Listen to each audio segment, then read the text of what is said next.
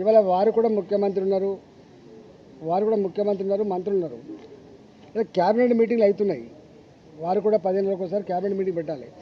అంటే ఈ రాష్ట్రంలో క్యాబినెట్ ఆమోదం లేకుండా ఇంత పెద్ద ప్రాజెక్ట్ నిర్వహించేటువంటి ప్రాక్టీస్ ఎప్పుడైనా ఉంటే చెప్పమని చెప్పండి.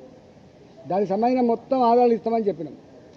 ఇలా నేను ఇంకొక మాట కూడా చెప్తాను, నన్ను అడగడం కంటే కూడా నా మీద మాట్లాడుతున్నాను. కానీ ఆ క్యాబినెట్లో మంత్రులుగా పనిచేసిన వాళ్ళు ఒక 3 అక్కడ ఉన్నారు. ఇప్పుడు 3 ఉన్నారు అక్కడ. ఒకరు మంత్రి లేకపోవచ్చు కానీ 3 మంత్రులు ఉన్నారు. నేనేమంటున్నా అంటే, నేను సూత్రప్రాయంగా బ్లంట్గా చెప్తా ఉన్నా, కేసీఆర్ ఇట్లాంటి ఇష్యూస్ అన్నీ కూడా క్యాబినెట్లో పెట్టకుండా ఆనాడు కాలేదని చెప్పి 100 సార్లు చెప్పి, నేను ఆనాడు మంత్రిగా ఉన్నా కూడా చెప్తున్నా. ఇప్పుడు బీజేపీ ఎంపీగా చెప్పట్లేదు, నేను ఆనాడు ఆర్థిక మంత్రిగా చెప్తా ఉన్నా. ఇంకా అన్ని డిపార్ట్మెంట్లకు కూడా ఆయన ఇచ్చిన ఇన్స్ట్రక్షన్స్ ఏంటంటే, మీరెవ్వరు కూడా ఏదైనా నిర్ణయాలు తీసుకున్నప్పుడు మీ శాఖలలో మీరే నిర్ణయం తీసుకోకండి, కష్టమవుతుంది.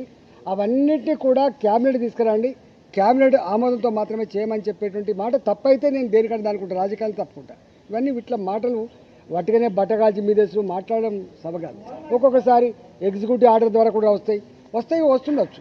కొన్ని నిర్ణయాలు క్యాబినెట్ కొంచెం లేట్ అవుతుంది అంటే ఇవ్వాలనే జీవో ఇవ్వాలంటే ఇస్తారు కావచ్చు. కానీ రెక్టిఫికేషన్ కోసం మాత్రం మళ్ళీ ఆమోదం కోసం క్యాబినెట్కి పోతుంది.